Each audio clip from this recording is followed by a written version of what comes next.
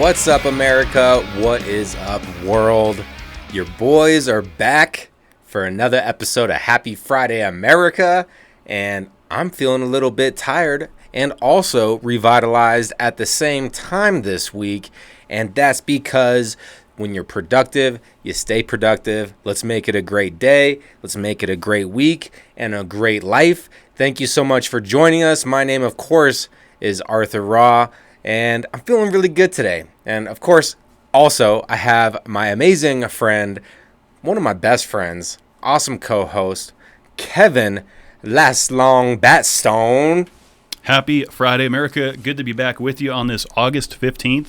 We are now halfway through quarter 3 of 2025, which is kind of crazy to think about. So let's keep it moving. August 15th in history. What do we got, Art? Yeah, you got to tell the people, man. This time is flying by. August 15th in history. We're starting back in the back.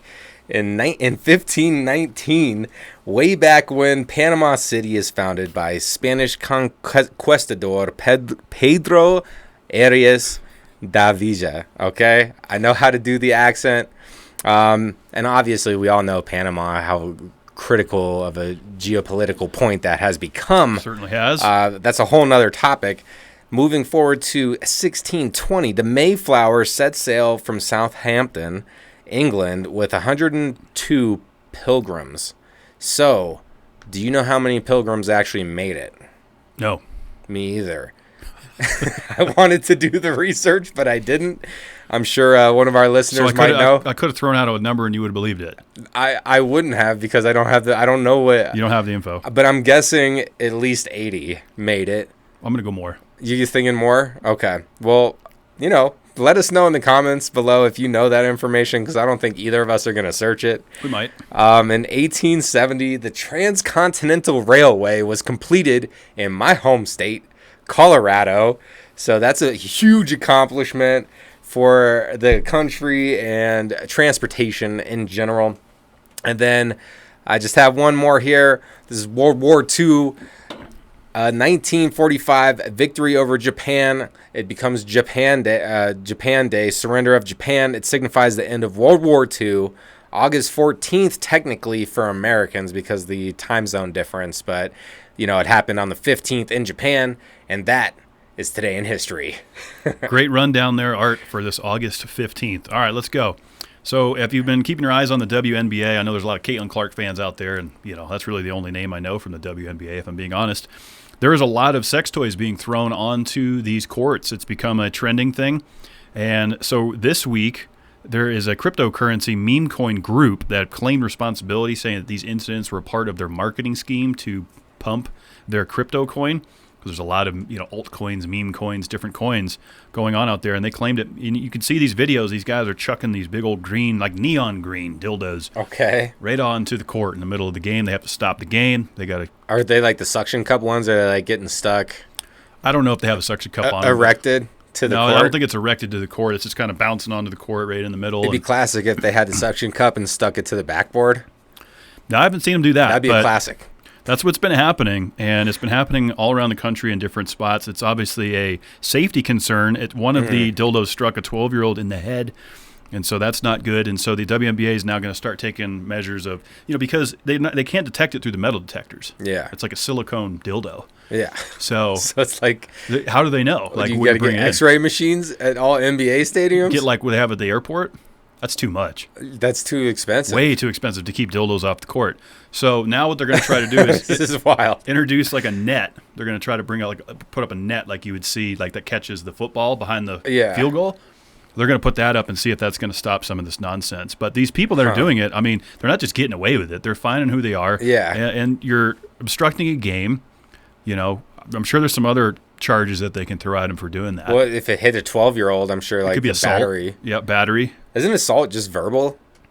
Well, I think it could be physical or verbal. I thought battery was physical. Battery, you'd be beating the shit out of somebody, I think. If you took like a bat to him, then that would be battery. But I don't have a degree in law or anything, so. No, I do not have a degree in anything, in fact. Got a degree in these streets. Yeah, so that's my lead article of the week. WNBA getting dildos chucked out on the court, and time to tighten it up. So that's kind of boring that it's like a meme coin thing. That's who claim responsibility. Like, oh yeah, we did They're it. trying to. They're just trying to. They're trying to pump their coin. Yeah. And if people are going to buy their That's coin bull. because of a green dildo thrown in the middle of a WNBA game. It's only green. There's not another color out there, or what? Better check yourself. I don't know who I don't have a name, but these are my dumbasses of the week. Well, and here's the thing too. Maybe it's like a scheme through the WNBA that is starting to do this because of how low the ratings are, and like there's all this stuff about how the players want to get paid more, but then it costs more to like run the AC in the stadium during that time because there's zero ticket sales. Like maybe they're trying to bring more. Like it's an inside job? Yeah, to bring more attention to the sport. Well, see, now we're just getting deep into conspiracy, and it could be. I can't trust anything nowadays. Can't trust anything. It's all satire. We'll have a good would you rather on that coming up as well. I'm going to keep this moving here, and I know Kevin's all about the speed. People in Germany on the Autobahn, they love the speed. I learned some things about the Autobahn when I was going through this one. I always had a conception that there was no speed limits on the Autobahn highway in Germany. But apparently there are some sections with speed limits. Yeah. So I didn't know that. I'm pretty sure the Grand Tour guys ripped it. Oh, they ripped everything. They ripped everything. They ripped the world. Epic lads. Even the rivers. Epic lads. Epic lads. But a motorist was caught going 199 miles per hour. That's 321 what is that again? Kilometers per hour. Yeah. Yep. And so they were going, it was a 74.5 mile per hour speed limit. So they were going 124 miles per hour over the speed limit. Damn. They got clocked by one of the vans, and basically they're going to be paying a hefty ticket here. I don't know of anyone who's paying this kind of hefty tickets off of speeding, but it was $1,043, 2 points off of their license. And they actually are not allowed to drive for 3 months because of this infraction. And there's just kind of like this controversy of there not being consistent speed postings and regulations for speed on the Autobahn. So it was just kind of an interesting topic. I know you're all about speed. You know, you got to pay attention. The rules are the rules on the road, and you got to look up and you got to pay attention to this stuff. It's easy to speed, especially if you're in a vehicle that is built for speed. Mm-hmm. I have an article coming up here in just a bit on some more speed in the neighboring country, just to the north there, Switzerland. I'll get into that here in just a bit. Okay. I'm curious to see what happens there because, I mean, I felt like I said it pretty good, but we do have record breakers setting records. Yes. And it looks like the Rush is back with a new unique world record. Yep, David Rush is back in the mix. This time he had teamed up with the YouTuber Josh Horton and his crew. Apparently they do a lot of YouTube, kind of similar stuff, record-breaking stuff, and just really cool, like adrenaline-chasing type stuff. And so in order for this to go for this record, this was a team of 4, and they had to eat as many beans as they could with a toothpick. So one at a time, shoveling them in, 4 guys doing it. So Rush did this in the individual record, so by yourself, not the 4-man one, and he previously set that at 178, and he beat that by to 211. So he upped his record by almost 30 more beans. And so the team of 4 came in. The record to beat was 429 beans consumed in 3 minutes. They set the bar to 559 beans. So they blew through it by another 130 beans. Damn, that's these pretty are some serious. Bean eaters here. These are some bad boy bean eaters. I mean, like it sounds corny and stuff, but until you talk to one of these record breakers, you don't understand. David Rush is legit. Yeah, like there's you go try to eat a bean with toothpicks. I guarantee you, I'd be like missing the bean. Oh yeah. I wonder how many beans he missed. Or was he on point with the bean hit? No, he was dialed with the bean hit with his toothpick. If you scroll down, click this link. The whole video's there. It's kind of a consolidated version. You can watch these guys go at it. It's just terrific. Yeah, it is good, and I love the random records. And this is a Happy Friday, America. So if you're not having a good time yet, then you need to let loose and just have some fun with your boys, because we're bringing in the weekend right, and that means that we're going to cover the Would You Rather next. And It's been a couple weeks. The last Would You Rather, Kevin did remind me, so this is not off memory. I used Kevin for this. Kevin and I. You're welcome. And it was a would you rather about at a concert. Would you rather have to wait 45 minutes waiting to go to the bathroom or be stuck behind a tall person basically the entire show? I took being stuck behind tall people because I went to the bathroom for 45 minutes at Metallica, so I experienced both worlds. Mm-hmm. I took the tall people. You're taking the pisser. I'm pretty sure I took the pisser. You did, because you want to be able to, at least when you are in your seat, then you I want to be able to see it all. See. 100% of America's going with me on this one. They're going behind the tall people because you can bob and weave. You can still catch what's going on. You know, rather than missing 45 minutes is almost half, if not 3/4 of the set. Yeah, I mean that does make sense. You know, so that's fine. I can't disagree with America. That's where they're going. And they have spoken. So we're looking for you to speak again on this week's Would You Rather. And we're going with something nostalgic here, okay? This is an interesting one. So I'm born in 87, Kev 89. You know, we're basically 90 kids, early 2000 type of folk. Yep. So would you rather go back to early 2000s technology? So no social media, slow internet, you're calling people, you're setting a date, you're showing up. You know, all that sort of stuff. No Netflix. So are you going back to early 2000s technology? This is for life. Or keeping things the way they are now. So obviously we have stuff with AI integration, all the social medias, all this connectivity, which has a lot of benefits as well. Which way you going, Kev? I'll pass it off to you. When I read the script, I had my mind made up. But now that I'm reading it a second time and thinking about it, it's tough. This is a tough one. Because it's kind of life-changing for both of our scenarios. You know, I do a lot of video calls across the country with my sweetie, and I wouldn't be able to do that in the early 2000s. I mean, they didn't have – what was the first webcam that came out? What was that called? Remember it had like a name? Skype. Skype was like the first real like where you could do – like it was before Zoom. Yes. And all that stuff. And then Zoom took over. But Skype didn't come out until like – that still wasn't there. 05-ish? And then if you were on these long-distance calls... you had to pay more. Oh, dude. One of my exes lived in Florida, and like I got a $300 phone bill once. Oh, yeah. My parents would be pissed. It was ridiculous. I was living on my own for the first time, and I had to pay that. And yeah, I was like, oh, my gosh. Yeah. I mean, I loved the early, before social media. The slower internet wasn't great, obviously. This is tough, man. This is real tough. I think... I'm going to have to keep things the way they are, and I'm going to have to stay with technology. Okay. You know, because when I read it the first time, I saw the AI bots, and I think I immediately went to like, oh, we're going closer to the Terminator because we are. But then I realized if we go back to 2000, we lose this. We wouldn't be able to podcast. Yeah, there's no YouTube. You know, there wasn't any sort of podcasting back then. Yeah. So this would be gone. Work from home. Don't even think about it. I don't do that anyway. Well, so I'm just saying. That doesn't impact me. But I mean, it impacts me. Yes. And working from home, I do go into offices from time to time, but working from home is a major benefit and gives a great work-life balance. So I also... You're going to stay in the present? I'm staying in the present. I also met my current wife. My wife. Your current wife? I don't know if current wife is the right way to say Probably that. Just your wife. Yeah, I met my wife on Facebook. Like, that didn't exist. And so, no, it didn't. So as much as the good old days, they appeal to me, and like the food was probably healthier, less poison and drugs, less propaganda and all this other shit, and like you know, AI, less satire stuff, you know, I got to stick with the present. Yeah, I think we're just going to have to take the good, the bad, and the ugly, you know, and try to pick the good out of what we have. And because there is a lot of good that comes out of technology. Yeah. There is. No, I agree. It's not all medically. Like, there's a lot of advancements, too. So I'm sticking with the current, too. Yeah. I originally wasn't going to go that way, but then I thought about it. Yeah. No, that was a tough one. Which way you go in America? You going in the past and living in the past technologies, or you sticking with how it is now? Let us know on the X poll, the Twitter X poll, yeah, or hit us in the comments. Let us know which way you're going for the WYR.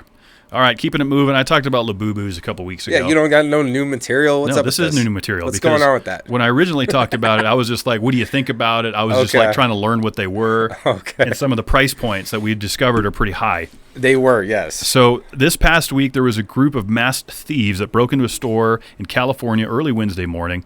They stole nearly $7,000 worth of Labubus. They damaged the shop, and they fled away in a stolen Toyota Tacoma. Or Tacomer, depending on what part of the country you're tuning in from. People don't call it a Tacomer. Oh, yeah, they do. listen to Lee Diffie on the NASCAR broadcast, or talk to people in New England. But that's another story. What? So the store is obviously upset. You know, they're trying to get this out to the public. But here's the thing. The main reason I put this article in here is these things are now almost as valuable as like alcohol and other high-ticket items that people are driving their cars through it, just like they do liquor stores. They go in, they steal the most expensive shit they can, they sell on the black market. Labubus are now at a point where they're that valuable that they're going in teams. Keychain stuffed animals. To go steal them. Yeah, that's what they're doing. And then they're selling. Wild. Dude, the demand is so high for these things that they're literally stealing them and then probably selling them before they can even figure out they were stolen. I was seeing Labubus on backpacks out in Vancouver and See, stuff. it's a thing. It's taken over. Like, it's just wild to me. It's wild to me too. Like what catches on? It's like the Beanie Babies. Like it's very similar. The cycle, like since we're getting older, we've almost been alive 4 decades. We're starting to see some stuff. Some things are coming back. Pokemon's still a thing. I would include Pokemon in that because I remember when that first came out, everybody was chasing that Charizard and the Blastoise, like the super rare cards, right? And they were just buying all these fucking Pokemon packs trying to get the rare one. Well, that's kind of what they're doing with these Labubus, right? Because there's some rare ones hidden in there, like some super rare models. So these guys just go in and yoink all of the inventory, and now are wanted criminals because that's felony theft, anything over a certain dollar amount. Yeah, you know, these people need to get their lives together, man. Like, I would agree with that. Yeah, if you're stealing Labubus with a stolen Toyota Tacoma, that's dumbass of the week material right there. You better check yourself. But hey, if they're selling it, you know, but still, you know, these people, life is better when you hold yourself accountable. Yeah, this is criminal behavior. It's just ridiculous. It's just absolutely ridiculous. Yeah, these guys are dumbasses of the week as well. Definitely. Along with the dildo throwers. I mean, I don't know. I feel like that's an inside job. I really do. No comment on that. I don't know enough about it. But if you want to search this on dial-up internet, come September 30th, you will no longer have AOL available. So this actually inspired the Would You Rather this week, as I saw this article that AOL is finally shutting down. It's amazing. And we all know the giant of a company that they were in the 90s, early 2000s. That's all you had. Yeah, it was like a Net Zero, AOL. A multi-billion-dollar company back then, $164 billion company, which later sharply declined, as we all know. Oh, yeah. But everyone used AOL, so popular, even they did the term, you got mail. They made a movie on that whole thing in 98, which was actually kind of fun movie. But wasn't that with Tom Hanks? Yeah, Tom Hanks. Yeah, I forget the female actress's name. But AOL's shutting down. There's apparently like around 130,000 Americans that still rely on dial-up services. It's got to be people rural. Very rural. Yeah. Real rural. So there's other ISPs that are not as well known as AOL that you'll still be able to get your dial-up through. So there's still going to be types of services available, satellite internet as well out there. Starlink. But yeah, man, it's just kind of crazy after all this time. AOL, like, I didn't even know the dial-up was still running. I really didn't either. I thought it was pretty much obsolete at this point, but it makes sense in some very rural communities or for elderly folks that have very old houses that aren't equipped with Cat 3 cable and stuff to bring in high-speed internet, right? And they're still just running it off the phone line. Broadband, right? So what I remember the most about AOL was the AOL Instant Messenger, or AIM as we would call it. That thing was popping back in the day. It had all the sounds. Like when your buddy would come on and be like, it would be like a door opening. And then you're like, who's there? And then when they would get offline, it was like, da-dunk. It would be like a door closing. So sad. Yeah. No, it was so good back then. That's what I was thinking that's about. Why this I wanted Would to You go Rather. Back. Yeah, it was tough, but it was different times. You know, it was just a different way of emails would take forever to send. Like you'd send it and like they wouldn't get it for like 30 minutes. Yeah, because it would just take forever for it to go through. Where it's instant now, we can send promo clips just as way faster. So R.I.P. to AOL, I guess. I mean, they made their money for sure. Yeah, but they also missed out when they were worth like all those billions, and they should have sold then. But the shoulda, coulda, wouldas of the worlds aren't, you know. When you're a company that is that massive and you're still trying to produce profit and you have that many people connected to your service, it's hard to just bounce.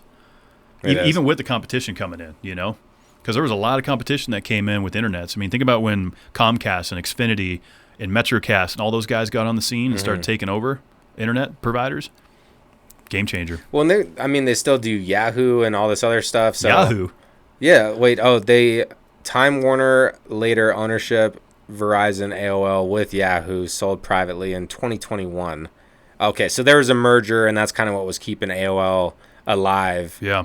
As they were acquired by another company. But, as times change, you got to change with the times or get left behind. And AOL RIP to your dial-up. And, I would be trying to play a game or talk to somebody on the phone, and my dad would need a work fax. Yep. And then I would be like, oh, I was so selfish back then. I'm like, he's trying to earn money to pay for everything I have. Yeah, I'm trying to hog up the line. Meanwhile, I completely destroyed Mom and Dad's computer downloading illegal music off Napster and other images where Mom and Dad would be on the phone with Dell Tech Support for 4 hours. Oh, great. Sorry, guys. Completely wrecked that computer. Well, we're moving on to another rubber burner on the road. Yep. So I mentioned earlier, that's why I didn't comment too much on your Germany article. Wait, there. You're breaking my record here. Well, it's not really a record. It's just a higher fine.